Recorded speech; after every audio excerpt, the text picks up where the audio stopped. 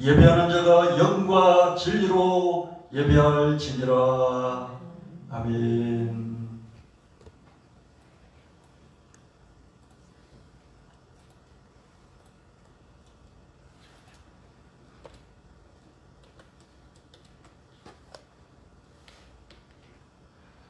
다 같이 사도신경으로 신앙 고백하도록 하겠습니다.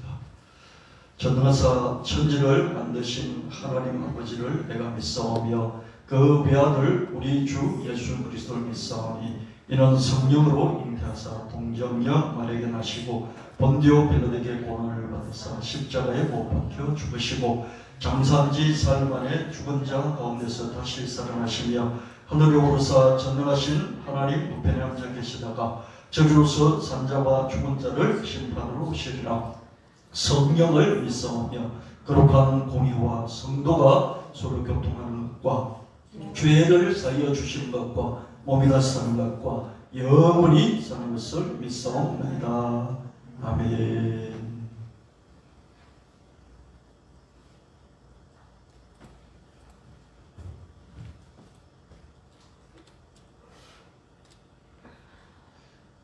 오늘 대표 기도 하시도록 하겠습니다.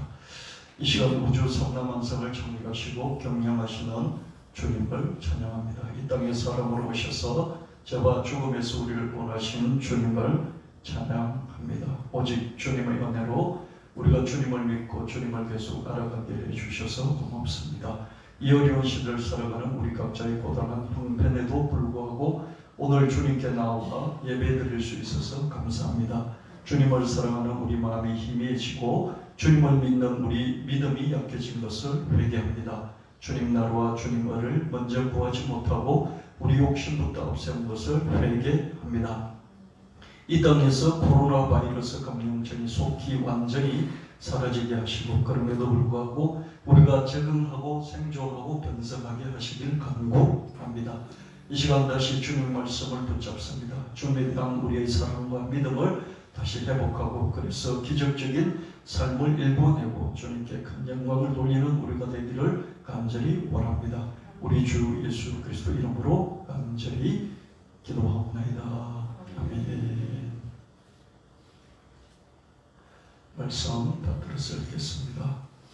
같이 한 목소리로 드리겠습니다. 믿음은 우리가 바라는 것들에 대한 실물이며 내 믿음대로 될지어다. 내 믿음대로 되라. 내 믿음대로를 구원하였으니 내 믿음이 크도다. 믿는 자에게는 능히 하지 못할 일이 없느니라. 나를 믿는 자는 내가 하는 일을 거두할 것이요 믿는 자들의 이런 표적이 따르리니 그 말하는 것이 이루어질 줄 믿고 마음에 의심하지 않으면 그대로 되리라. 겨자씨 하나를 만한 믿음이 있었더라면 이 복나무 들어 뿌리가 뽑혀 바다에 심겨라했을 것이요 믿음이 겨자씨 하나만큼만 있어도 이 산을 명하여 여기서 저기로 옮겨지라 하면 옮겨질 것이요 믿음이 없이는 하나님을 기쁘시게 하지 못하나니 믿음은 들음에 승하며 들음은 그리스도의 말씀으로 말미암았느니라. 아멘. 찬송 288장 예수를 나의 구주 삼고 주님 앞에 드리도록 하겠습니다.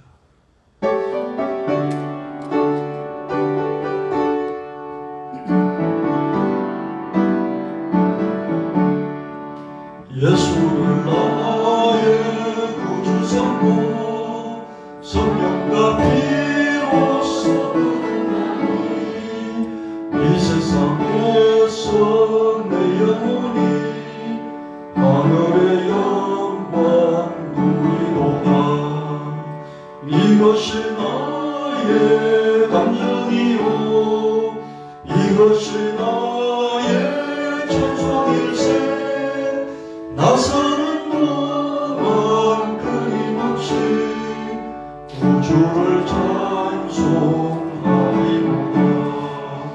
온전히 주께 맡겼네요. 사랑의 음성을 듣는 주 천사들 왕래하는 것과 하늘의 영광 보이노라. 이것이 나의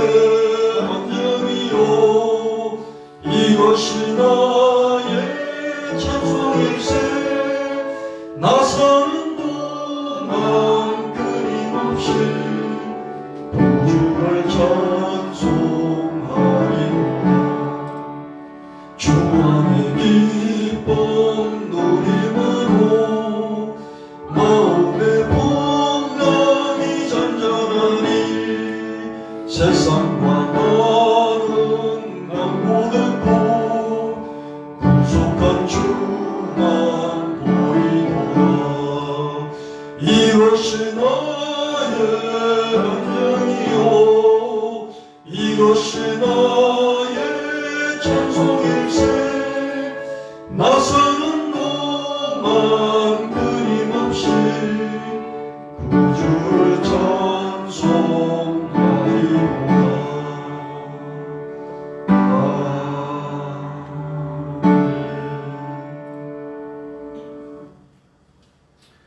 하나님 말씀 같이 나누도록 하겠습니다.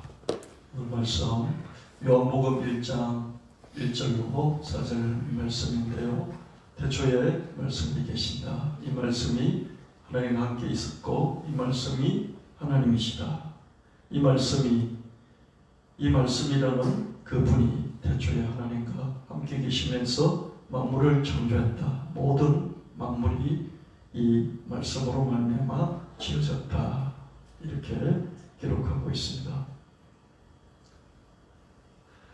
태초에 말씀이 있었고요. 하나님과 함께 계셨을 뿐만 아니라 이 말씀이 하나님이셨고 이 말씀이 만물을 창조했습니다. 말씀에 창조하는 능력이 있다. 이걸 우리가 이 말씀을 통해서 알 수 있고요. 창조하는 것은 말씀이 창조한다. 우리가 노력하고 또 우리가 계속해서 힘을 합해서 창조하는 것 같지만 말씀이 창조를 한다.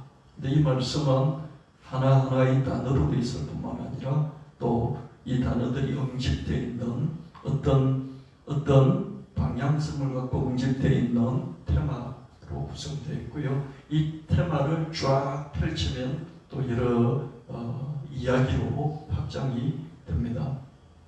말씀을 땅으로 치면요, 워드는 흙이나 또는 돌멩이와도 같다고 할 수 있고요. 테마는 상과도 같습니다. 그렇다면 이야기는 뭐냐? 이야기는 이 평야가 있고 거기 돌이 있고 흙이 있고 또 뚝뚝 솟은 그런 산들이 있습니다. 평야에 산들이 있을 때 이 산은 작은 동네산도 있을 뿐만 아니라 큰 태산 같은 그런 산도 있습니다. 동네산은 그 동네로 끝나지만은 백두산 같은 한라산 같은 이런 큰 산은 나라 전체에 해당되는 것이고, 그렇죠? 에베레스트 산 같은 경우에는 그 동네 산으로 그 나라의 산으로 그치지 않고 에베레스트 산은 어떻습니까? 전 세계의 산이 될 수 있겠죠, 그렇죠? 말씀에도 이렇게 이 돌멩이와 같은 이런 말씀이 있는가 하면 이 말씀에도 이 동네 디산과 같은 그러면서 한라산, 백두산 같은 그런 산이 있는가, 그 나라에 해당되는 산이 큰 산이 있는가 하면 전 세계적으로 그렇죠? 히말라야 산과 같은 그런 산이 있는 걸 볼 수 있습니다. 그 동네 산이기도 하고 그 나라의 산이지만 어떻습니까? 전 세계인들의 산으로 주목받는 이런 산들이 있죠. 이것을 다 뭐라고 하냐면은 테마다 이렇게 말을 한다는 것입니다. 그러면 이야기는 뭐냐? 이 테마들이 다 이렇게 펼쳐져 있는 이런 평지와도 같고요. 이 모든 것을 합해서 우리는 말씀이다. 이렇게 붙여보는 정의를 내려보는 것이죠. 이 요한복음 1장 1절부터 3절 말씀은요, 창조에 관한 그런 말씀인데요. 워드와 테마와 스토리로 만들어져 있습니다.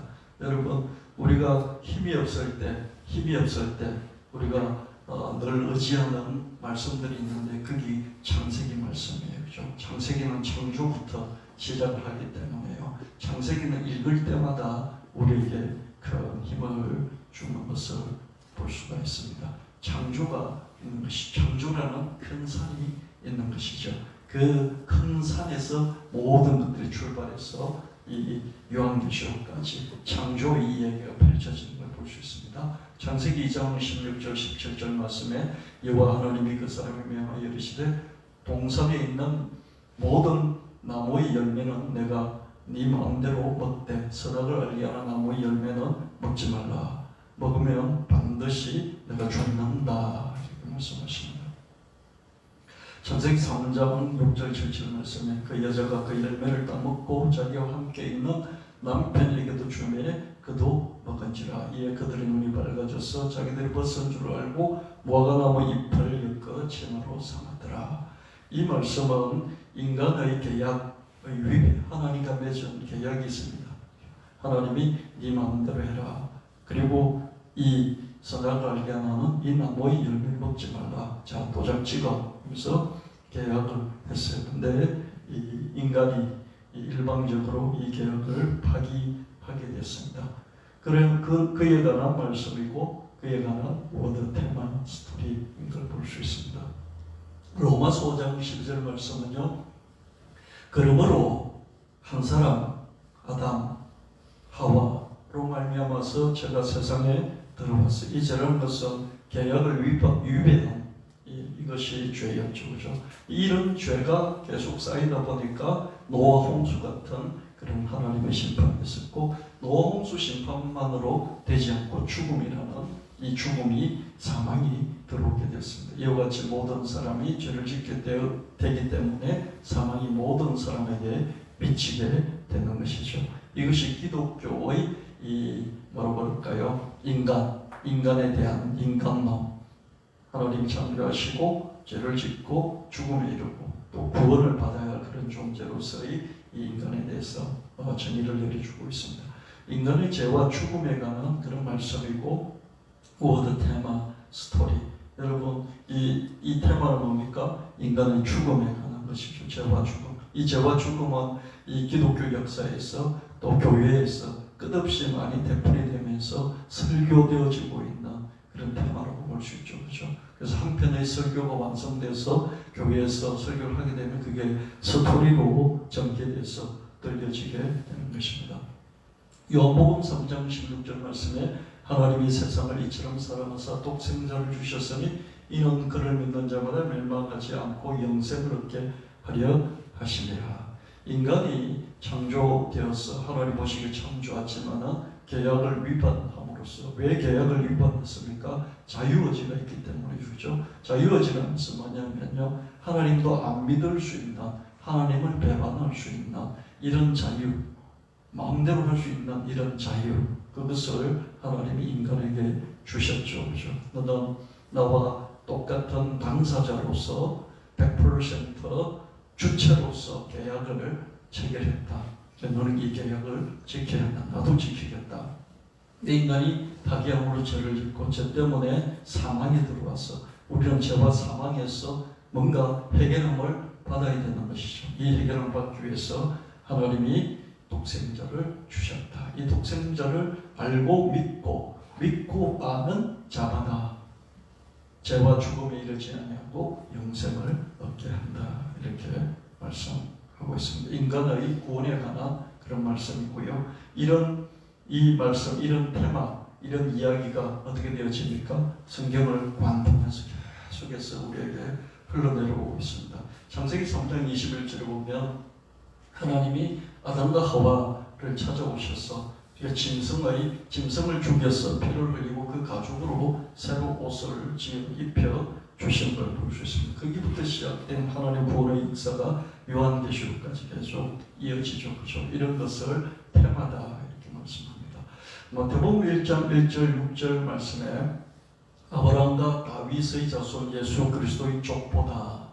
아브라함은 이삭을 낳았다. 유다는 다말에게서 베레스를 낳고, 살몬은 라합에게서 보아스를 낳고, 보아스는 룻에게서 오벳을 낳고, 오벳은 이세를 낳고, 이세는 다윗 왕을 낳으니라. 다윗은 우리아의 아내에게서 솔로몬을 낳고, 야곱은 마리아의 남편 요셉을 낳았다. 마리아에게서 그리스도라 칭하는 예수가 나시니라. 하나님이 세상을 이처럼 살아서 독생자를 주셨는데 그 주시는 방법이 이 아브라함부터 쭉 흘러내려오면서 이 요셉이 태어났고, 요셉과 청혼해서 결혼한 이 마리아를 통해서 예수 그리스도가 태어났다. 이제 예수 그리스도를 통해서 구원의 역사가 펼쳐질 것이다. 이런 테마, 이런 이야기가 전개되고 있는 걸 볼 수 있습니다. 아브라함과 다윗의 자손인 예수 그리스도의 구원사에게 관한 그런 말씀이고 그런 테마 스토리인 것을 볼 수 있습니다. 유다는 다말에게서, 며느리 다말에게서, 살몬은 이방인 기생이었던 라합에게서, 보아스는 이방인이었으면서 청상 거부였던 롯에게서, 다윗은 자기 축복이었던 우리아를 죽게 만들고 그 아내 바세바에게서 각각 예수 그리스도의 조상을 낳았던 것이죠. 이 성경에 보면 하나님께서 세상을 이처럼 사랑하사 독생자를 주셨는데 독생자가 산신령처럼 나타난 것이 아니라 인간의 혈통을 타고 독생자가 사람이 되어서 오셨는데 그 혈통을 보니까 이런 혈통이 되는 것이죠. 이 혈통이 그렇게 아름답지만은 않은, 그러나 여기에 이 하나님의 깊은 은혜가, 골짜기가 깊은 만큼 그것을 채우는 그 은혜가 큰 것을 볼 수가 있습니다. 이런 걸 통해서 우리가 자만하지 말아야 될 것은 뭐냐면 내 실력과 내 능력과 내 노력, 이것을 넘어서는 하나님의 은혜가 없이는 우리가 하나님 앞에서 큰 일을 할 수가 없고 대대손손 하나님의 사람으로, 하나님의 그런 집안으로 세워지기 어렵다는 것입니다. 그래서 여러분들이 열심히 살고요, 최선을 다하되 늘 하나님을 의식하시면서 사시고, 그럴 뿐만 아니라 하나님 은혜가 없이면 정말 우리의 노력과 우리의 실력이라는 것은 보탬은 될지라도 그것이 우리의 미래, 내가 죽고 난 이후도 우리의 자손까지 영향을 미칠 수 있는 것이 아니구나 하는 이런 이 믿음을 굳게 갖게 되시기를 예수님의 이름으로 축원합니다. 이게 왜 중요하냐면요, 그렇지 않으면 강남에서 자기 이 많은 부를 쌓고 그리고 자기 자식들 교육을 잘 시키는 이런 사람들에게 우리가 어떻습니까? 대대로 노예생활, 종노릇을 할 수밖에 없습니다. 그러나 하나님의 이 역사를 보면요, 안 될 것 같은 데서 계속해서 되어지는 역사들이 일어나는 거죠. 저 골짜기에서 하나님의 역사가 일어나고요, 저 변두리에서 하나님의 역사들이 일어나는 것을 볼 수 있습니다. 아멘. 이렇게 우리 성도들이 많지 않은 교회입니다. 아주 작은 변두리의 작은 교회입니다. 이런 골짜기에서, 이런 변두리에서 하나님 놀라운 역사가 얼마든지 일어날 수 있는, 그것이 하나님의 예정이고 하나님의 선택이고 하나님의 섭리와 하나님의 선제적인 은혜다. 이걸 우리가 깨달아야 할 것입니다. 아담에서부터 노아로 이어지고 아브라함으로 이어지고 아브라함의 정손주였던 유다로 이어지고 유다 가문에서 다윗이 나타나고 다윗의 가문을 통해서 예수 그리스도가 오게 됩니다. 예정과 선택의 이런 족보, 은혜와 믿음의 이런 족보, 이런 예정과 선택, 은혜와 믿음을 이길 수 있는 사람은 아무도 없습니다. 어떤 부자도 어떤 힘이 있는 강력한 사람도 하나님이 예정과 선택, 그래서 먼저 선제적으로 베푸시는 은혜와 그 은혜 속에서 자라나는 강하게 뿌리를 내리는 이 믿음을 이길 수가 없는 것이, 여러분 어떻게 미미했던 저렇게 뭔가 흠결이 많았던 유다 지파가 아무런 흠결도 없고 강력했던 요셉 지파를 능가할 수 있었겠습니까? 예정과 선택, 은혜와 믿음, 이 덕분인 것이죠. 창세기 49장 22절 26절 말씀에 요셉은 무슨 한 가지 고생 끝에 무슨 한 가지가 그 가지가 담을 넘어도다. 내 아버지의 하나님께로 말미암았나니 그가 너를 도우실 것이요 전능자로 말미암나니 그가 내게 복을 주실 것이라. 위로 하늘의 복과 아래로 깊은 세상의 복과 젖먹이는 복과 터의 복이로다. 여러분 이게 창세기 49장에 아버지 야곱이, 아버지 이스라엘이 12아들들에게 축복하는 그런 말씀이에요. 이제 죽기 전에, 별세하기 전에 아들 한 사람 한 사람에게 예언적인 그런 축복을 합니다. 요셉에 대해서는 무성하다, 무성한 가지다. 하늘의 복도 있고 샘의 복도 있고 터의 복도 있고 젖먹이는 복도 있을 것이다. 이렇게 축복하고 있습니다. 요셉과 그 자손의 풍성한 복에 관한 예언의 말씀입니다. 이게 이런 테마와 스토리로 요셉의 후손들에 대해서 쭉 성경은 기록을 계속해서 해가면서 스토리를 펼치고 있죠. 그렇죠? 요셉은 한마디로 말하면 풍성하다, 복을 많이 사람이다. 풍성하다. 이렇게 우리는 요약할 수가 있을 것입니다. 여러분, 저와 여러분 계속 구하는 게 뭡니까? 풍성의 복이지 않습니까? 할렐루야. 풍성의 복이죠. 이렇게 번성하면 좋겠습니다. 이렇게 풍성했으면 좋겠습니다. 자자손손 물질의 복을 풍성히 주시옵소서. 터의 복을 풍성히 주시옵소서. 가산이 넉넉하고 풍부할 뿐만 아니라 자손이 집안이 풍성하고 번성케 하옵소서. 이렇게 우리 기도하죠. 그렇죠? 요셉은 그런 지파였고 그런 가문이었고 그런 사람이었습니다. 그래서 여러분이 물질적으로 또 집안이 풍성하기 위해서는 요셉과 같은 복을 주시옵소서. 이렇게 우리 기도할 수 있을 것입니다. 여호수아 14장 4절 말씀에 보면 내가 애굽으로 와서 내게 이르기 전에 애굽에서 내가 낳은 두 아들 에브라임과 므낫세는 내 것이라. 로벤과 시므온처럼 내 것이 될 것이요 이는 요셉의 자손이 므낫세와 에브라임의 두 지파가 되었음이라. 이렇게 말씀하고 있습니다. 창세기 48장 5절에서 이 12아들에 대해서 이스라엘이 야곱이 각각 예언적인 축복을 하기 전에 이 야곱이 이제 너무 쇠약해서 벨살 때가 다 됐어요. 눈도 멀어버렸어요. 그랬더니 이 소식을 요셉이, 국무총리 요셉이 그 바쁜 중에도 이 소식을 듣고 두 자식을 데리고 자기 아버지를 찾아갑니다. 그랬더니 아버지가 이 누구, 당신 손자지 않습니까? 그랬더니 야, 내가 이 애굽으로 네 찾아오기 전에 너가 애굽에서 낳은 두 아들이구나. 이 에브라임과 므낫세는 내 것이다. 므낫세가 장자예요. 에브라임이 차자예요. 근데 자꾸 므낫세 에브라임이라 하지 않고 에브라임 므낫세라 이렇게 말합니다. 이 에브라임 므낫세는 에브라임 므낫세의 큰 아빠인 르우벤과 시몬처럼 내 손주가 아니라 내 아들이야. 이렇게 말합니다. 입양을 다시 하는 것이죠. 그 아들 둘을, 손주 둘을 입양을 해서 아들로 삼아버립니다. 이는 요셉의 자손이 므낫세와 에브라임의 두 지파가 되었습니다. 성경 좀 희한한 것 되게 많이 있죠. 그렇죠? 손주를 아들로 삼아버립니다. 요셉의 두목, 곧 장자권. 장자는 성경에서, 성경의 장자의 표시는 뭐냐면 우리나라는 조선시대 보면 장자에게 모든 재산을 다 몰아잡고 그랬어요. 그렇죠? 지금은 그런 게 거의 없는데요. 제가 어릴 때만 하더라도요, 젊을 때만 하더라도 부모의 재산이 돈이 10마직이든지 100마직이든지요, 1000마직이든지 장자에게 거의 다 몰아주고요. 여자는 출가 외인이다 그러면서 시집 보냈으니 거기서 알아서 하라 그러면 돈 한마지기도 주지도 않았죠. 그죠? 우리 저런까지도 그랬어요. 그죠? 근데 이 이스라엘은 좀 합리적이었던 것 같아요. 두목, 두 배를 주고 장자에게는. 그죠? 그런 사회적인 관습이 있었습니다.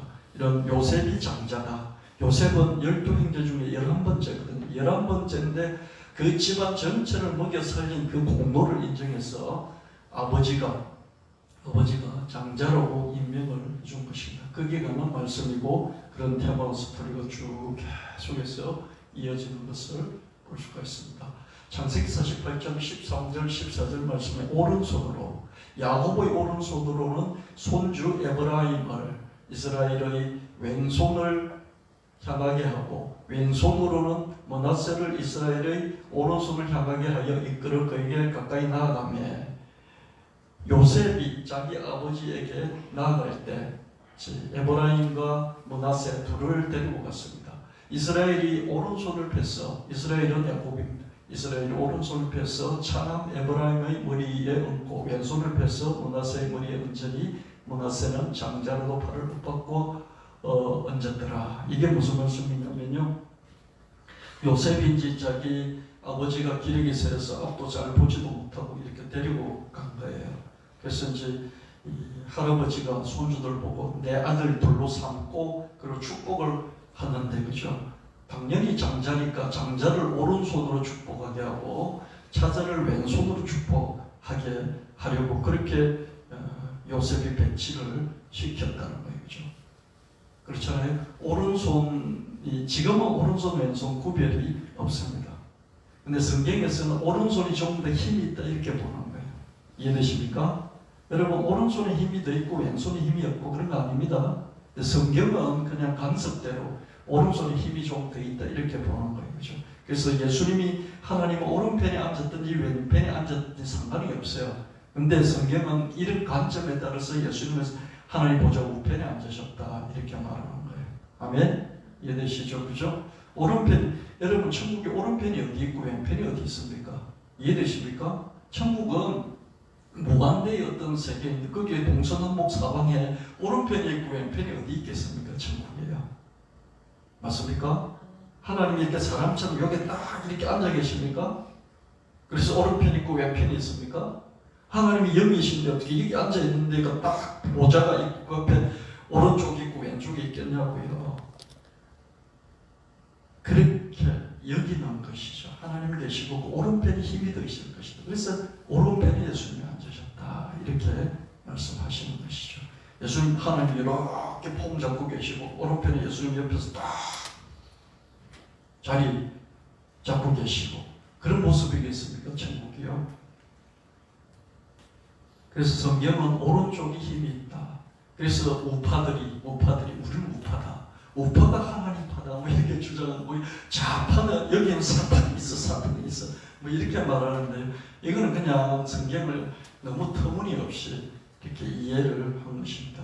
이스라엘의 관점은 오른쪽에 힘이 있다고 본 것이죠. 그래서 축복을 할 때 오른손으로 축복을 해야 더 큰 축복을 받을 수 있다. 이렇게 자기들이 관념적으로 그렇게 이해를 하고 있었던 것이죠. 그렇죠? 그런 사회에서는 그렇게 해야 되겠죠. 그렇죠?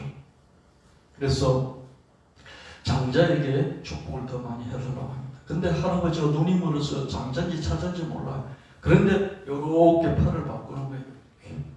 이해되십니까? 이렇게 바꿔서 축복을 해줘. 그죠? 다 둘러앉아 이렇게. 창세기 38장 20절 말씀에 그의 아버지에게 이르되 아버지여 요셉이 야곱에게 이스라엘에게 말하기를 그리 마옵소서 이는 장자이기 오른손을 므낫세의 머리 위에 얹어소서 하였으나 그날에 그들에게 므낫세와 에브라임에게 축복을 이르되 이스라엘이 너로 말미암아 축복하기를 하나님 내게 에브라임 같고 에브라임을 먼저 앞세우고요 오른손으로 에브라임을 축복하고 왼손으로 므낫세를 축복하면서 에브라임을 먼저 앞세우고 볼 수 있습니다. 에브라임을 므낫세보다 앞세웠더라. 자기 아버지는 당연히 어떻습니까? 장남 우선으로 축복해 주기를 원했죠. 오른손으로 이렇게 했습니다. 성경에 보면 이상한 그런 것들을 우리가 볼 수 있는데요. 여기서 우리가 느끼는 건 뭡니까? 이 성경을 그대로 해석해가지고요. 이 성경을 그대로 해석해가지고 아버지들이 봐라. 너희들을 축복하는 게 내게 있어. 아버지에게 축복이 있는 거야. 그러면서 자식들을 이렇게 앉혀놓고 축복하는 걸 볼 수 있습니다. 그거는 옳다고 생각합니다. 아버지에게만 축복권이 있는 게 아니라요. 어머니에게도 축복권이 있습니다. 이때 이 당시에는 전형적인 가부장 사회에서 어떻습니까? 아버지가 축복을 가지고 있었다 이렇게 믿었고요. 그렇게 실행을 했던 것이죠. 지금 예수 그리스도 안에서 남녀 구별 없이 아버지에게도 축복권이 있고 어머니에게 축복권이 있는 줄 믿으시기를 바랍니다. 오른손이든지 왼손이든지 축복하면 하나님께서 받으시면 그대로 임하는 줄 믿게 되시기를 축원합니다. 여하튼 야곱은 어땠습니까? 손주를 자기 아들로 삼고 그 아들을 축복하되 차남을 앞세워서 2배로 축복한 것을 볼 수 있습니다. 이게 성경에 나와 있는 그런 요셉과 에브라임 지파에 관한 그런 테마와 스토리가 쭉 전개되는 것을 볼 수 있죠. 요셉의 차남이었던 에브라임의 이름이 풍성이에요. 요셉이 받은 축복도 뭡니까? 풍성이죠. 그죠? 네. 에브라임 풍성이다. 풍성에 관한 예언의 말씀과 그런 테마 스토리가 전개되는 것을 볼 수가 있습니다. 창세기 49장 8절 12절은 이제 유다에 관한 이 야곱의 축복이 나오는데 유다야 너는 내 형제의 찬송이 될지라 내 손이 내 원수의 목을 잡을 것이요 내 아버지의 아들들이 내 앞에 절하리로다. 유다는 사자 새끼로다. 그 규가 홀이 지팡이가 유다를 떠나지 아니하며 통치자의 지팡이 그 발 사이에서 떠나지 아니하기를 실로가 예수님이 그리스도가 이 통치자의 지팡이의 실제 주인이 오시기까지 이르리니 그에게 모든 백성이 복종하리로다. 여러분 보십시오. 절을 받은 자가 누구입니까? 꿈을 2번 꾸고 형제들에게 절 받은 자가 누구죠? 요셉이잖아요. 그렇죠? 근데 이게 이 야고보의 예언하는 축복을 보면요, 요셉이 아니라 이 유다가 형제들이 절을 하게 될 것이다. 이렇게 축복을 하고 있어요. 성경이 이상해요. 찬송이 된다. 형제들이 이렇게 떠받들어 올려주는 거죠. 이렇게 떠받들어 올려준 게 누구예요? 요셉이었잖아요. 근데 예언은 유다에게 향하고 있는 것을 볼 수 있습니다. 유다는 어떻습니까? 풍성함이 아니죠. 그죠? 유다는 찬송이었고요. 그 자손의 왕적인 통치권. 요셉은 풍성함이었지만은 유다는 어떻습니까? 왕적인 통치권, 주의봉을 쥐고 있다. 이렇게 말씀하고 그런 여러 말씀과 테마 스토리가 쭉 전개되어 내려오고 있습니다. 여러분, 아담이 있고요, 쭉 노아가 있고, 쭉 내보다 누가 있습니까? 아브라함이 등장하고, 아브라함의 이삭이 등장하고, 이삭 밑에 야곱이 등장하고, 야곱이 12아들이 되면서 12아들을 통해서 12지파가 되면 이스라엘의 민족이 형성되지 않습니까? 그렇죠? 근데 이스라엘 12아들이 다 선택받은 게 아니라 12아들 중에서 둘이 특별히 우뚝 솟은 큰 산인데 하나는 요셉의 산이고 하나는 유다의 산인데, 그렇죠? 그 두 산이 경쟁할 수밖에 없는 것이죠. 계속해서 경쟁이 되다가 나중에 어떤 결론이 내려지는지 우리가 찾아볼 수 있을 것입니다. 시편 78편 60절 70절 말씀에 그러나 요셉의 장막을 버리셨다. 에브라임 지파를 택하지 않으셨다. 야곱의 아들이던 요셉을 버렸다. 에브라임 지파를 선택하지 않았다. 오직 유다 지파와 그가 살아가시는 시온산을 택하시며 그의 성소를 산의 높음같이 영원히 두신 땅같이 지으셨도다. 또 그의 종 다윗을 유다 지파의 그 가문에서 태어난 다윗을 택하시되 양의 무리에서 취하시며 시편 78편은 이렇게 말씀하고 있습니다. 여러분, 테마를 쭉 따라오면서 이 스토리가 어떻게 전개되는지 여러분 이해하시기를 바랍니다. 장자권을 가졌던 요셉도 아니고 풍성한 에브라임 지파도 아니었어요. 유다 지파의 그 가문에서 다윗이 태어났고 다윗이 통치자로 예정되고 선택됐다는 그런 예언의 말씀이고 테마 스토리가 전개되고 있습니다. 어떻게 유다 지파의 약한 남쪽 유다가 요셉 지파의 강한 북극 10지파의 에브라임을 능가한다는 그런 말인가요? 예정과 선택, 은혜와 믿음 덕분인 것이죠. 하나님이 일방적으로 예정을 하시고 선택하시고 예정하고 선택했기 때문에 어떠함에도 불구하고 은혜를 부어주시고 은혜를 자꾸 받으니까 믿음의 뿌리가 견고해지는 걸 볼 수 있습니다. 여러분, 인간의 사랑도요, 부모의 사랑이나 누군가의 사랑이 불보지면 삐딱하게 나갔던 그런 이 청소년들도 결국 청년 때 되돌아오고 장년 때 되돌아와서 큰일을 하면서 뿌리를 내리는 걸 볼 수 있습니다. 그렇지 않은 사람도 있죠, 그죠? 그러나 대부분 그렇게 되죠. 그러나 하나님의 사랑을 풍성하게, 은혜를 풍성하게 받는 계모에는 이 믿음이 견고해질 수밖에 없습니다. 할렐루야. 여러분이 하나님을 열심히 믿으려고 애를 쓰고 성경도 암송하고 묵상하고 그러면서 잡으려고 애를 쓰는 그 노력을 계속하시기를 축원합니다. 그러면서도 하나님의 은혜가 부어져야만 이게 굳어져서 뿌리가 견고히 내 믿음의 뿌리가 견고해진다. 그것도 인정하셔서 하나님 은혜를 많이 주십시오. 제가 열심히 하나님을 믿겠습니다. 제가 열심히 하나님 말씀을 붙잡겠습니다. 그러나 하나님 은혜가 내리지 아니하며 하나님의 햇빛이 하나님의 그 비가 이 땅에 내리지 아니하면 제가 깊이 믿음의 불을 내릴 수 없습니다. 이 믿음, 이 고백을 늘 중심에 갖고 사는 저와 여러분 되시기를 축원합니다. 사무엘하 7장 16절 17절 말씀에 너 집과 너 나라가 내 앞에서 영원히 보존되고 내 왕위가 영원히 견고하리라 하셨다 하라. 나단이 이 모든 말씀들과 이 모든 계시대로 너희에게 말하니라. 제가 이 말씀을 처음에 제가 청년 때 이 말씀을 봤을 때요, 참 성경은 뻥도 많이 친다 이런 생각을 했었어요. 왜냐하면 다윗의 집이 무엇이 영원히 보존됐습니까? 그렇죠? 망해가지고 저 포로로 다 잡혀가지고 자식들이 죽고 눈이 뽑히고 막 그랬지 않습니까? 그렇죠? 너 왕위가 영원히 견고하리라. 망했거든요. 다윗의 왕조가 아예 망해버렸다, 없어져 버렸어요. 그렇죠? 그래서 이런 말씀을 보면서 제가 그랬죠.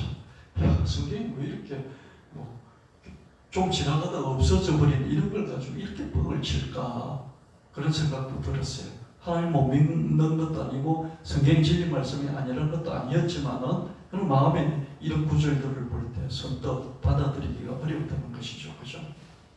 이 모든 계시라는 것은 하나님이 전해주는 말씀을 계시라고 이야기합니다. 하나님 어떤 말씀이 있고 그 말씀을 전해주는 이게 계신 것이죠.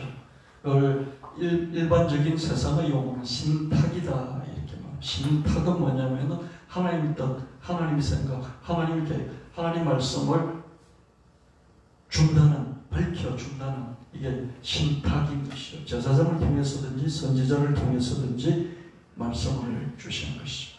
다윗의 가문이 영원하다, 그것을 예정하고 선택했다는 그런 말씀이고요. 그런 테마와 스토리가 전개되고 있는 것입니다. 여러분, 성경이라는 것이요, 큰 나무라고 보면 뿌리가 있고 몸통이 있고 가지가 있고 잎이 있지 않습니까? 그렇죠?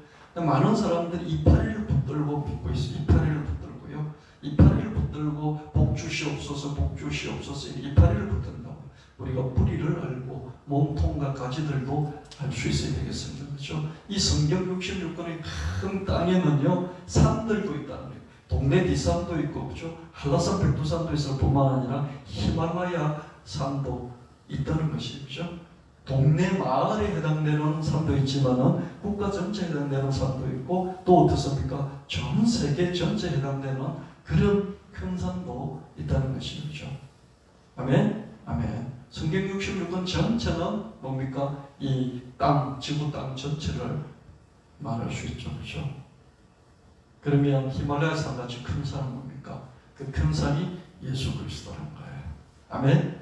아멘. 그럼 모세는 뭡니까? 모세는 그 중에 어떤 좀 그보다는 작은 산일 수 있는 것이죠. 그렇죠? 요소는 뭡니까? 요소도 그런 산에 해당되겠죠. 그렇죠? 그럼 가장 큰 히말라야 산에 대해서 우리가 성경 66권에서 그 테마를 붙잡지 못하면 어떻습니까? 가지 붙들고 하나님 믿는 것이고 이파리 붙들고 하나님 믿는 것이죠. 그렇죠? 그래서 제가 말씀인데 그 말씀 중에 테마를 중심으로 해서 말씀을 이어가고 있는 것입니다. 열왕기상 11장 30절 31절 말씀에 솔로몬의 신하 느밧의 아들 여로보암이 또한 손을 들어 왕을 대적하였으니 그는 에브라임 족속인 스레다 사람이요 아히야가 자기가 입은 새 옷을 잡아 12조각으로 찢고 여로보암에게 이르되 너는 10조각을 가지라. 이스라엘 하나님 여호와의 말씀이 내가 이 나라를 솔로몬의 손에서 찢어 빼앗아 10지파를 내게 주고, 보세요. 여로보암이 등장하는데 솔로몬의 신하였어요. 솔로몬이 큰 건축 사업을 맡길 때 여로보암에게 맡겼는데 여로보암은 에브라임 지파 사람이에요. 이 에브라임 지파 사람에게 아히야가 에브라임 지파인 여로보암을 홀로 들판에서 만나자마자 자기가 입고 있던 새 옷을 쫙 12조각으로 찢어가지고 10조각을 딱 주면서 하나님이 내게 이스라엘 12지파 중에 10지파를 내게 줄 것이다 이렇게 예언하는 것을 볼 수 있습니다. 솔로몬이 무상숭배를 많이 했어요. 그래서 하나님이 심판하시면서 에브라임 지파 여로보암에게 북쪽 10지파를 넘겨주겠다 이렇게 말씀하시고 그런 테마와 스토리를 쭉 전개돼 가고 있는 것을 볼 수가 있습니다. 열왕기상 11장 34절 35절 말씀에 그러나 그럼에도 불구하고 내가 택한 종 다윗이 내 명령과 내 법도를 지켰지 않느냐. 내가 그를 위해서 솔로몬이 살아있을 때는 10지파를 빼앗아 여로보암에게 넘기지 않겠다. 그렇지만 그의 아들 르호보암, 여로보암이 아니라 여로보암 북쪽 10지파, 르호보암, 솔로몬의 아들이었던 다윗의 손주였던 르호보암에게는 빼앗아서 여로보암에게 줄 것이다. 이렇게 말씀하고 있습니다. 실제로 그렇게 되었죠. 열왕기하 8장 19절 말씀에 여호와께서 그의 종 다윗을 위하여 유다를 멸망시키기를 절개하지 아니하였다. 북쪽 10지파 가버리고 남쪽에는 유다 지파하고 그냥 베냐민 지파 2개만 남아있었잖아요. 이는 그와 그의 자손에게 항상 등불을 주겠다고 말씀하셨습니다. 이렇게 쪼그라들었지만 멸망시키지 않고 등불을 북쪽 10지파에 풍성했던 강력했던 북쪽 에브라임에 주지 않고 남쪽 미미했던 남쪽 얘기의 등불, 영원한 등불, 하늘의 등불을 주시겠다. 이렇게 말씀하고 있습니다. 아멘. 성경 계속해서 이런 잘라져 버린 나무에서 새순이 돋아서 이 새순이 하나의 나라가 될 것이다. 이렇게 말씀하시고요. 겨자씨 하나를 말씀하시고 이게 하나님의 역사입니다. 변두리 변방에서 작은 교회이지만은 우리 교회를 통해서 하나님께서 큰 역사를 이루실 수 있다는 그런 말씀인 것이죠. 여러분을 통해서 여러분의 당대가 아니면 후대를 통해서도 일을 하실 수 있다는 그런 성경의 말씀인 것입니다. 그럼에도 불구하고 왕적 통치권은 요셉 가문에 있는 것이 아니라 유다 가문, 다윗 가문에 영원히 있다는 그런 말씀이고 그런 테마스토리로 쭉 전개되어 가고 있는 것을 볼 수가 있습니다. 푸른 마르고 꽃은 시들지만 우리 하나님의 말씀은 영영이 서리라 하라. 풀이 풍성하고 꽃이 풍성하지만 그러나 언젠가는 시들고 말라버린 에브라임 지파의 강성함도 풍성함도 말라버린 거죠. 그러나 그럼에도 불구하고 하나님이 선택한 이 말씀, 하나님이 예정하고 선택하고 은혜를 주시고 믿게 하신 이 말씀은 영원히 변치 않는다는 것입니다. 할렐루야. 다윗 가문이 영원하고 다윗의 왕위가 영원하고 그 왕조가 영원하리라. 이 말씀이 제가 콧방귀를 뀌었잖아요. 다 망해버린 것들 그랬단 말이죠. 근데 이 말씀이 그대로 영원히 서는 것이죠. 예수 그리스도를 통해서 이 다윗의 후손이었던 예수 그리스도를 통해서 영원히 서게 되고 우리는 모두 다 영적으로 믿음으로 말미암아 이 다윗 가문의 후손이 되는 것이죠. 아멘. 아멘. 우리 영적으로 아브라함의 자손, 영적으로 유다의 자손, 영적으로 이 다윗의 가문에 속하게 된 것입니다. 그런 면에 있어서 어떻습니까? 앞에 보았던 나단이 다윗에게 줬던 그 신탁, 그 신탁이 영원히 옳은 말씀, 영원히 서는 말씀이 되는 것이죠. 이런 핵심적인 테마를 붙잡고 믿음 생활하시는 여러분 되시기를 예수님으로 축원합니다. 네. 장로 한 사람이 울지 마시오 유다 지파의 사자 다윗의 자손이 이겼으므로 그분이 7군데의 봉한 것을 떼고 거처를 펼칠 것입니다 하고 말했습니다. 요한계시록에서 그렇죠. 마지막 때에 예수님께서 등장하시는데 다시 등장하시는데 아무도 봉인되어 있는 것을 해제할 그런 능력을 갖고 있지 않아요. 권리와 능력이 없어요. 그때 이 천국의 장로 한 사람이 울지 마 유다 지파의 사자 다윗의 자손 예수 그리스도가 이겼어. 그분이 하실 것이야 라고 말해주는 것을 볼 수 있습니다. 구원주이실 뿐만 아니라 마지막 심판주이신 예수 그리스도는 유다 지파의 라이언, 유다 지파의 사자야. 유다 지파가 쭉 내려오고 있는 그 중에 사자야. 유다 지파의 산들 중에서 히말라야 산에 해당되는 것이야. 이렇게 말씀하시고 그리고 유다 지파의 다윗 가문의 자손이야. 이렇게 확정 지어주시는 그런 말씀, 테마, 이야기인 것을 볼 수 있습니다. 저 창세기부터 시작했어요. 그렇죠? 야곱부터 이어지니까 창세기부터 시작해서 어디까지 이어집니까? 요한계시록까지. 계속해서 유다 지파가 등장하고 다윗 지파가 등장하는 것을 볼 수가 있습니다. 예수 그리스도께 속한 우리는 믿음으로 영적으로 예수 그리스도께 속한 우리와 우리 교회는 유다 지파 그리고 유다 지파의 다윗 가문 예수 그리스도께 속한 줄 믿습니다. 이 믿음을 가져야 돼. 여러분은 이 승리의 길, 하나님이 예정하시고 선택하시고 은혜를 주시고 그래서 믿음이 굳게 불을 내리게 한 이 반열에, 이 계보에, 이 족보에 저와 여러분도 들어가 있다는 것을 믿으시고 당당하게 흔들지 말고 믿음 생활을 하셔야 합니다. 유다 지파가 요셉 지파를 능가했고 다윗 자손이 에브라임의 자손을 능가했습니다. 에브라임 자손이 얼마나 강력합니까? 다윗은 어떻게 했다고, 하나님 어떻게 선택했다고요? 양치는 우리에서 그 양도 막 1000마리 10,000마리 키우는 양이 아니고 자기 아버지 양 몇 마리 키우는 그 우리에서 다윗을 하나님이 선택하셨다. 하나님의 예정과 선택, 은혜와 믿음이 모든 것을 이기게 만들어 줍니다. 이 하나님의 약속의 말씀이 있는 사람, 그 말씀을 늘 자기 곁에 두고 끝까지 지켜나가는 사람, 그 사람에게 믿음이 있습니다. 믿을 실자는 사람에게 말씀이 있는 것이죠. 사람의 말이 있어도 믿음이 있죠. 그래서 사람이 약속해놓고 그 약속을 자기 곁에 두고 잊지 않고 잡고 그거 내가 네가 네하고 한 말 내가 기억하고 있어. 그럴 때 그 사람이 신뢰가 가지 않습니까? 네가 한 말 내가 기억하고 있어. 신뢰가 가지 않습니까? 네가 했던 말 내가 기억하고 있어. 잊지 않고 있어. 그 말을 내가 지키려고 노력하고 있는 중이야. 지금 힘이 없어서 못 지킬 뿐이지. 그 말씀 내가 잊어버린 것 아니야. 네하고 약속했던 그 말을 내가 기억하고 있어. 지킬 거야. 그렇게 말했을 때 그 사람이 지금 지킬 힘은 없을지라도 그런 자세를 보면서 마음의 중심을 보면서 신뢰할 수 있지 않습니까? 그렇죠? 하나님 말씀에 대해서도 여러분 그렇게 하셔야 된다는 거예요. 하나님 말씀 내게 임했고 그 말씀을 내가 붙잡고 그 말씀이 이루어질 것이라고 믿고 놓치지 않고 지금도 하나님 앞에서 하나님 이 말씀 지금 이루어지지 않았지만 하나님 가장 좋은 때 이 말씀 이루어질 줄 믿습니다 라고 계속해서 반복하면서 고백한다면 하나님이 그 사람 보고 어떻게 이야기하겠습니까? 네가 옳다. 너는 어렵다. 내 말씀을 내가 지키기 때문에 어려운 사람이야. 똑바른 사람이야. 이렇게 말씀하실 것입니다. 믿음으로, 말씀을 믿음으로 어렵다 하신다는 것이죠. 말씀을 간직하는 사람, 그러니까 믿음을 지키는 사람이 결국에는 이기는 천하무적이 되는 것입니다. 여러분 요셉 지파를 보십시오. 여러분 그냥 하나님 믿는 사람들 중에서 그렇죠? 하나님 인정을 믿는 사람들 중에서 요셉 지파를 보십시오. 얼마나 풍성하고 강했습니까? 유다 지파를 보십시오. 족보를 보셨죠, 그죠?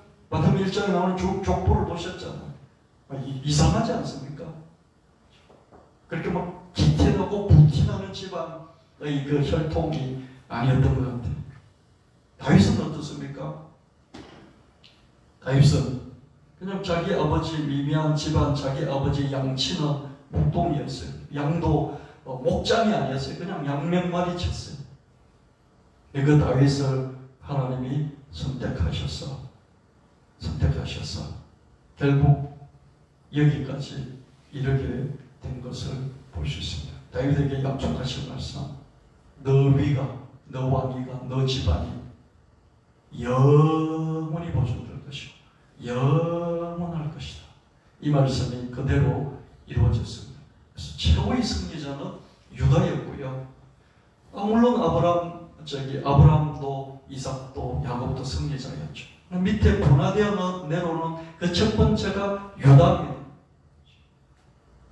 유다의 승리, 다윗의 승리를 우리는 볼 수 있습니다. 성경에서 이런 뿌리들을 여러분 발견하시고 밑에 뿌리와 몸통을 이해하시고 그러면서 여러분이 이 뿌리에 속했고 여러분이 이 몸통에 속했다는 것을 믿으시고 붙잡으시고 흔들지 마시고 끝까지 어떤 환경이 어떠함에도 불구하고 주변의 경쟁자들이 나를 어떻게 핍박할지라도 압박할지라도 그게 굴하지 않고 하나님 말씀 붙들고 끝까지 승리하는 저와 여러분 되어야 하겠습니다. 결국에는 이긴다는 것입니다.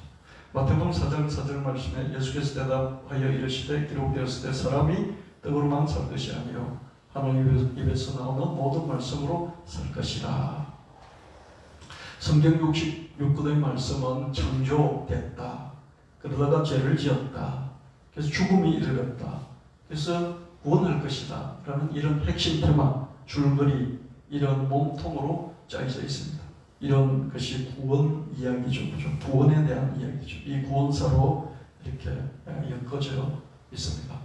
이런 의미에서 말씀이, 이런 말씀이 세상보다 앞서고요. 말씀이 현실을 창조하고요. 말씀과 이런 창조된 그런 창조물은 하나로 엮여져 있고요. 이런 말씀이 창조물에 우리의 삶 속에도, 우리의 가슴 속에도, 우리가 하는 일 속에서도 말씀이 녹아들어가야 될 줄로 믿습니다. 아멘. 그래서 말이 힘이 있는 거예요. 우리가 하는 말도 힘이 있는 것이죠. 그래서 여러분이 말씀을 들어야 돼요. 성경 말씀을 읽고 중심을 잡을 뿐만 아니라 이 말씀이 여러분 삶 속에 녹아 들어가게 해야 될 뿐만 아니라 어떻습니까? 이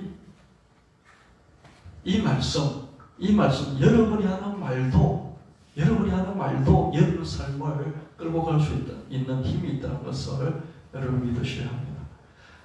그리고 테마 전쟁에서 지면 모두 진 것이다. 테마가 시시하면 결과도 시시하지. 상상을 압축하면 테마가 만들어지고 테마를 전개하면 미래가.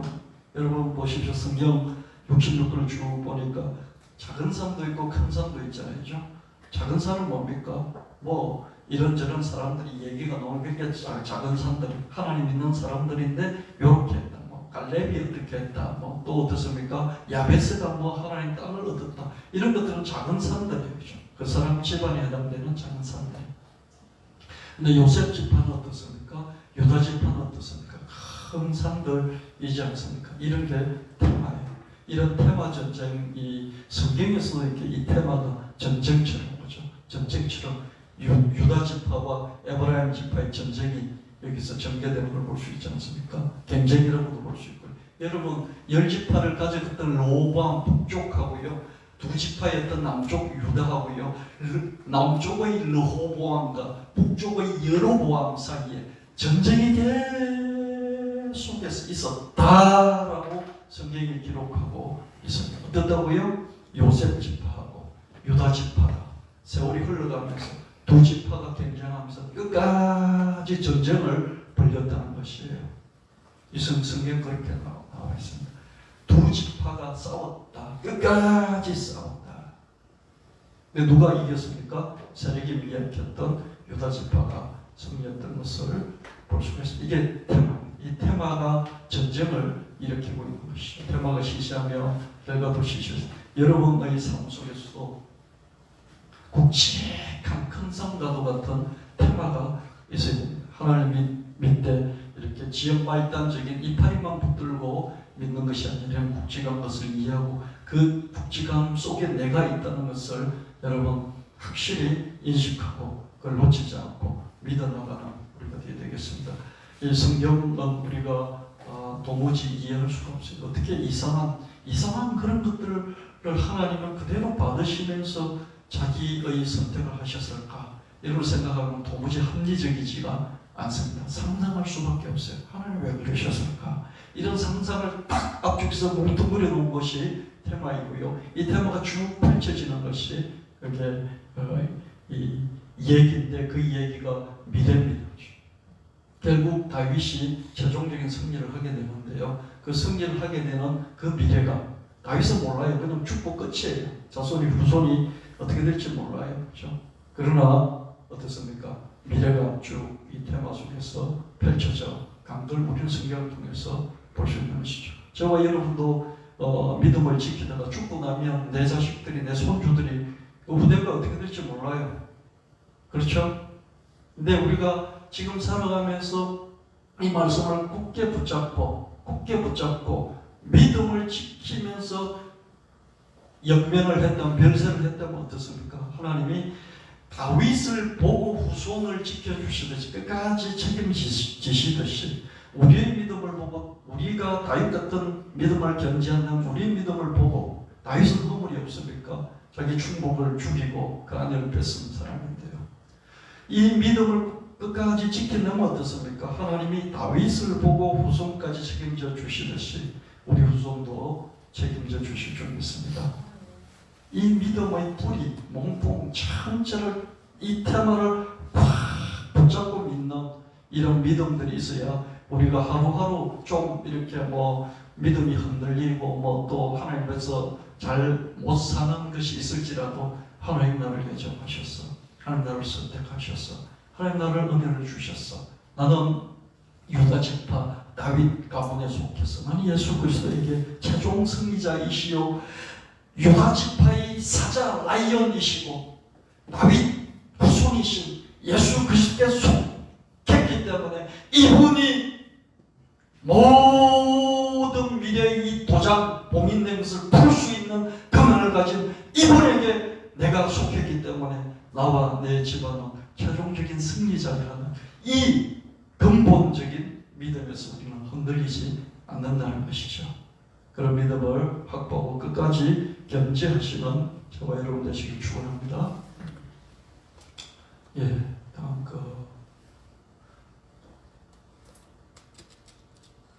스토리는 사람들이 밥이죠. 제가 이렇게 쭉 말씀을 전하니까 여러분들이 그러냐 그러면 신기하게 계속해서 따라오면서 받아들이면서 피곤하고 그런 중에서도 그죠? 말씀을 받아들이면서 다시 새기잖아요. 스토리가 사람들이 밥이에요. 언제 어디서나 얘기가 있고요. 얘기가 사람들을 이끌어주고요. 얘기에는 공감이 있고요. 감동이 있게 되는 것입니다. 그래서 얘기가 참으로 중요하죠. 여러분 살아가면서요. 이야기를 놓쳐버리고 살아요. 말씀을 놓치고 살고요. 말을 놓쳐버리고 살고요. 글을 놓쳐버리고요. 단어의 중요성을 놓쳐버리고요. 이 테마, 내가 정말로 핵심을 붙들고 사는 한 이 테마를 놓쳐버리고요. 그걸 뿐만 아니라 뭘 놓칩니까? 우리가 뭘 놓쳐요? 이 얘기를 놓쳐버려요. 성경에서 지역말단적인 그런 성경 구절 하나 그죠? 연말연시, 송구영신 예배 때 받았던 그 성경 구절 하나 붙들고 그렇게 예수를 믿는 것이죠. 그렇게 믿으면 안 돼요.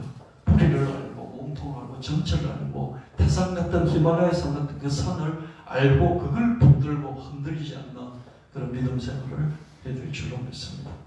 하나님 말씀, 그 말씀의 한 단어 한 단어 그럴 뿐만 아니라 이 큰 산과도 같은 테마 그리고 그것들이 쭉 펼쳐져가는 이야기 전체를 이해하고 믿는 여러분 되시길 축원합니다. 그리고 이것들을 풀어내는 전하는 우리가 되어야 될 줄로 믿습니다. 이는 물이 바다를 덮은 같이 여호와의 영광을 인정하는 것이 세상에 가득함이니라. 교회 안에서는 말씀을 설교하고 테마를 설교하고 스토리를 설교하고 교회 밖에서는 말씀의 양말을 팔고 테마 양말을 팔고 스토리 양말을 팔고 이렇게 제가 교회 안에서 교회 밖에서 이렇게 좀 전략을 짜서 계속해서 해나가고 있는데 이 세력이 좀 미약하지만 하나님 계속 도와주실 줄로 믿습니다. 어떤 분이 저보고 양말을 구독하자, 신문 구독하듯이 구독하자 그러면서 제게 연락을 여러 번이 주셨는데 한 번은 제게 계속해서 딴 것 하지 말고 이거 우리 같이 합시다. 그래서 제가 그냥 아직 그렇게 하려면 최소한 10클레 정도는 있어야 되거든요. 많으면 한 100클레 정도는 있어야 그렇게 할 수 있어요. 구색이 갖춰져야 되거든요. 근데 2클레밖에 없잖아요. 그렇죠? 그랬더니 한 4, 5개월 정도 아무 연락이 이제 안 됐죠. 그래서 어제 다시 전화를 했더니 한번 해보자 그랬더니 코로나 좀 잠잠해지면 합시다. 그러고 있습니다. 천하에 다니며 만민에게 복음을 전파하라. 예수님께서 천하에 다니며 복음을 전하라 이렇게 말씀했습니다. 흩어져 보내는 재래식의 복음 전파가 있고요. 모여서 오게 하는 플랫폼식 복음 전파가 있습니다. 서울역에 이렇게 성당장이 있잖아요. 여기는 사방에서 몰려들죠. 그렇죠? 인천공항의 성당장이 있잖아요. 여기는 전 세계에서 몰려들죠. 그렇죠? 이런 걸 플랫폼 성당장이다. 이렇게 말합니다. 여러분 다양한 온라인 플랫폼이 있죠. 이마트도 플랫폼에 사람들이 몰려들잖아요. 그렇죠? 가는 게 이마트는 뭐 우리한테 와서 뭘 주는 게 아니죠. 그렇죠? 근데 어떻습니까? 보내잖아요. 그렇죠? 사람을 보내는 게 아니라 몰려오게 만들어죠. 이마트, 홈플러스 뭐 이런 것이죠. 그렇죠? 근데 이마트는 홈플러스보다 더 강력한 게 뭡니까? 온라인에 홈페이지나 딱 만들어 놓은 쿠팡 같은 게 더 강력해지고 있죠. 그렇죠? 이해되십니까? 서울역, 인천공항, 이마트, 홈플러스 이런 것들은 눈에 보이는 성광장이에요. 그런 걸 플랫폼이라고 그래요. 그래서 동서남북 사방에서 오게 만들죠. 그렇죠? 근데 쿠팡은 어떻습니까? 당근마켓은 어떻습니까? 거기는 전국에 있는 사람들이 몰려오게 하는데 어떻습니까? 자기가 갖고 있는 휴대폰의 홈페이지 안으로 몰려들어오게 만들죠. 그렇죠? 이런 쿠팡 같은 것도 플랫폼이다. 이렇게 말하고 있습니다. 그래서 말씀의 플랫폼, 테마의 플랫폼, 스토리의 플랫폼을 만들면 선교사를 파송하지 않더라도 복음을 듣기 위해서 오도록 만드는 게 가능하다는 것이죠. 앞에 그 부탁드립니다. 이사야서 60장 1절 5절 말씀, 일어나 빛을 발하라. 하나님의 영광이 내게 임했다. 나라들이 네 빛을 보고 왕들은 너 강령을 보고 나올 것이다. 눈을 들어 사방을 바라보라. 무리가 다 모여 온다. 너가 기쁘고 놀라고 또 환장할 것이다. 왜? 부가 너에게 오고 재물이 너에게로 올 것이다. 이 나라, 우리나라의 부와 재물뿐만 아니라 외국의 부와 재물까지도 올 것이다. 이렇게 말씀하십니다. 하나님의 영광이 임하고 그 빛이 비치면 무리와 부와 재물이 찾아오게 되는 것이죠. 이사야서 60장 11절 말씀에 저 구름같이 비둘기같이 날아가는 것 같이 날아오는 자들이 누구냐? 내 성문이 항상 열려 주야로 닫히지 않고 사람들이 내게로 이방 나라의 재물들을 가져오고 포로로 끌어 사람들을 데리고 올 것이다. 구름대같이 비둘기대같이 사람들의 재물들이 몰려오는데 24시간 주야로 그리고 포로 잡힌 듯이 몰려올 것이다. 여러분 이게 있는 이마트에 여러분 24시간 가십니까? 아니잖아요. 근데 쿠팡은 어떻습니까? 24시간 가져오죠. 이런 식으로 플랫폼이 대세인 그런 시대를 살아가고 있습니다. 이사야서 60장이 인간적인 면에서 사회적인 그런 세상적인 면에서 이미 이루어졌죠. 그죠? 그런 작은 자가 천명을 이루고 약한 자가 강국을 이룰 것인 때가 되면 하나님이 신속하게 이루시는데 어떻습니까? 이미 이 페이스북 플랫폼은 그 회원수가 뭐 20억 뭐 어쩌고 17억 어쩌고 그러고 있습니다. 3억 명 인구가 3억 명이 미국이에요. 미국을 넘나는 그런 플랫폼이 페이스북이 또 인스타그램 그런 플랫폼이 됐습니다. 벌써 이사야 60장 22절이 사회적으로 세상적으로 이루어졌죠. 그죠? 영적으로 믿음의 측면에서 하나님 말씀의 플랫폼, 테마와 스토리의 플랫폼 아직 이런 게 이루어지지 않고 있어요. 그죠? 이것을 이루어야 하는 때가 지금 오고 있는 것이죠.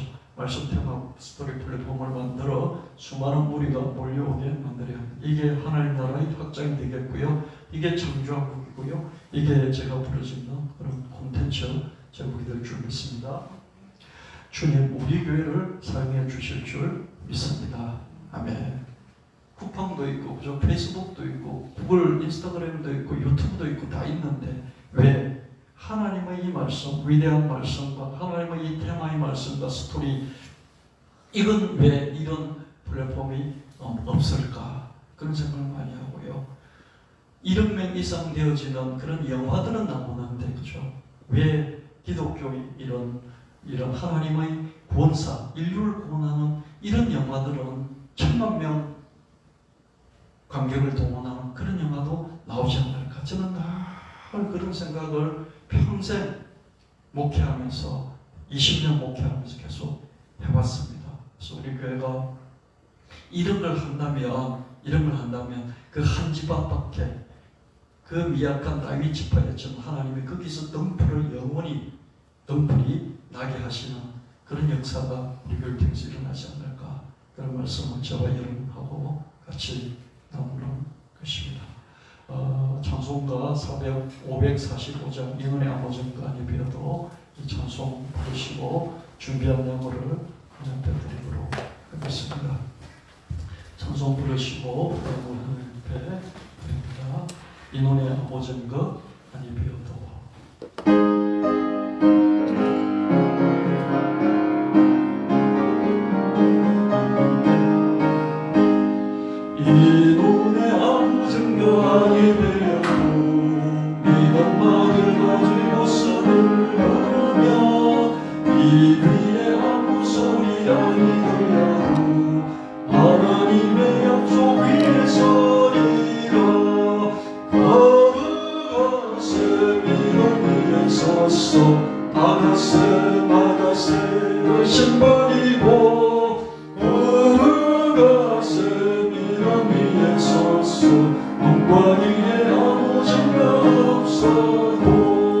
이 눈에 보기에는 어떠한지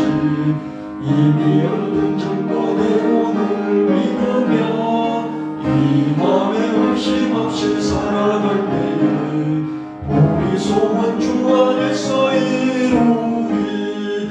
걸어가세 믿음 위에 섰어 나가세 의심 버리고 걸어가세 믿음 위에 섰어 눈과 귀에 아무 증거 없어도 주님의 거룩함을 두고는 세상 주 하나님 아버지는 참 믿구나.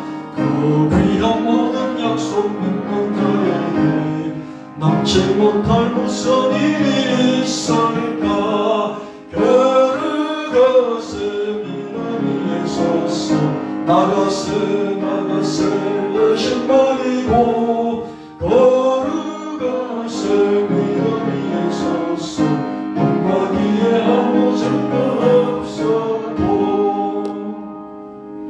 같이 기도하시겠습니다. 하나님 아버지, 예배 드렸습니다. 마음을 드렸습니다. 몸을 드렸습니다.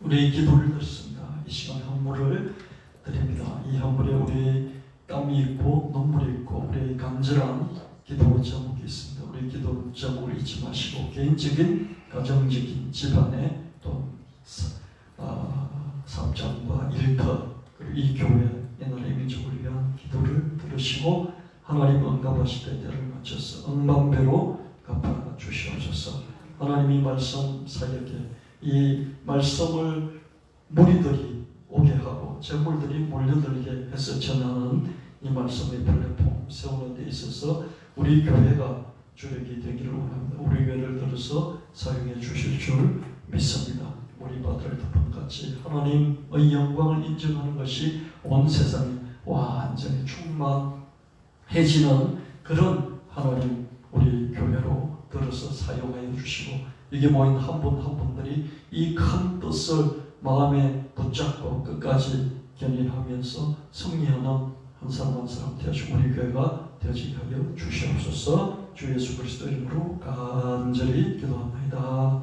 아멘.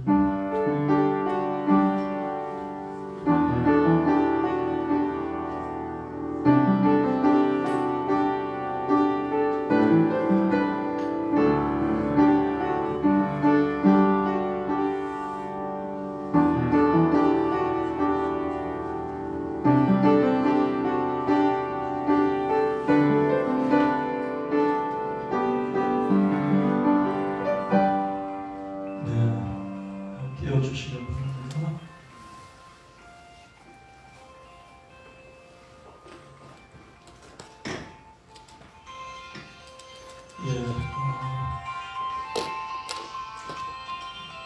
한 가지 간구를 먼저 드리고 또 축도받고 마치도록 하겠습니다.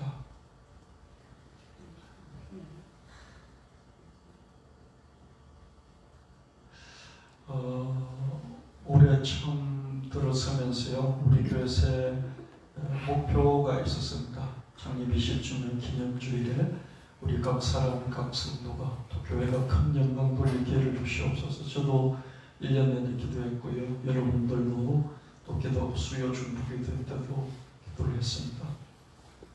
그래서 11월 15일 총동원 주일로 추수감사주일을 보내고 20일 창립 20주년 기념주일로 보내자 그러면서 작년 연말부터 또 올 초에 들어서면서 이것을 걸고 우리가 시작을 했는데요.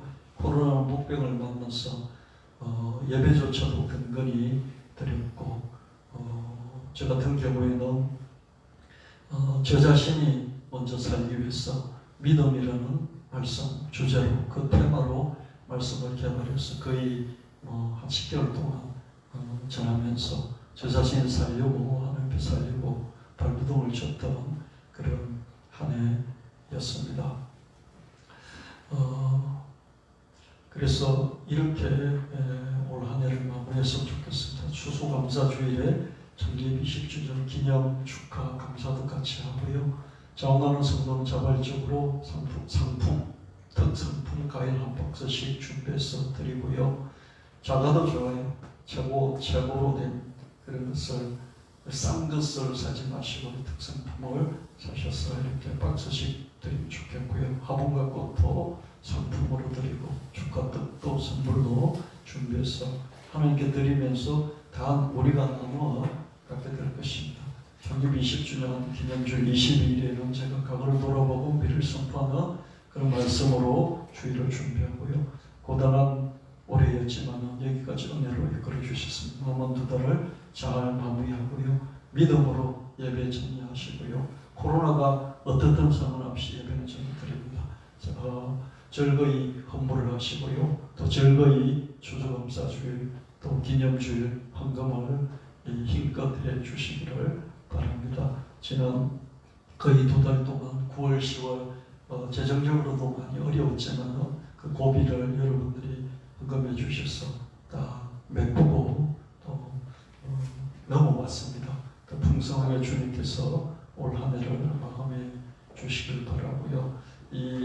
우리 이 본교회적으로는 뭐 큰 타격이 없었다고 볼 수 있습니다. 그러나 서울사역은요 한 40-50명씩 모이면서 새 힘을 갖고 한번 대대적으로 해보려고 하다가 코로나 때문에 이렇게 많이 위축돼서 매주 예배는 계속 드렸습니다만 아주 소수, 극소수 인원으로 좀 모이고 있는 그런 상황입니다. 우리가 이 추수감사 주일과 창립기념 주일을 또 은혜롭게 잘 믿음으로 마감을 하며 하나님께서 우리 한 사람 한 사람 우리 가정의 일터의 사업장에 또 우리 교회에 큰 복을 주시고 다윗 지파해 주신 그 은혜와 예정과 선택의 섭리대로 우리를 이끌어가게 되실 줄 믿습니다. 다 같이 일어나셔서 631장 부르시고 축도함으로 예배를 마치도록 하겠습니다. 오늘 계량 삼지직송 나온 것을 바로 갖고 온 계량이 있습니다. 한 가정당 하나씩 가져가시면 좋겠습니다. 우리가 오랫동안 식사를 못하지 않습니까? 저걸 오늘 특별히 준비를 했으니 한 판씩 가져가셔서 교회 식사 대용으로 사용하시면 좋겠습니다. 631장 함께 드립니다.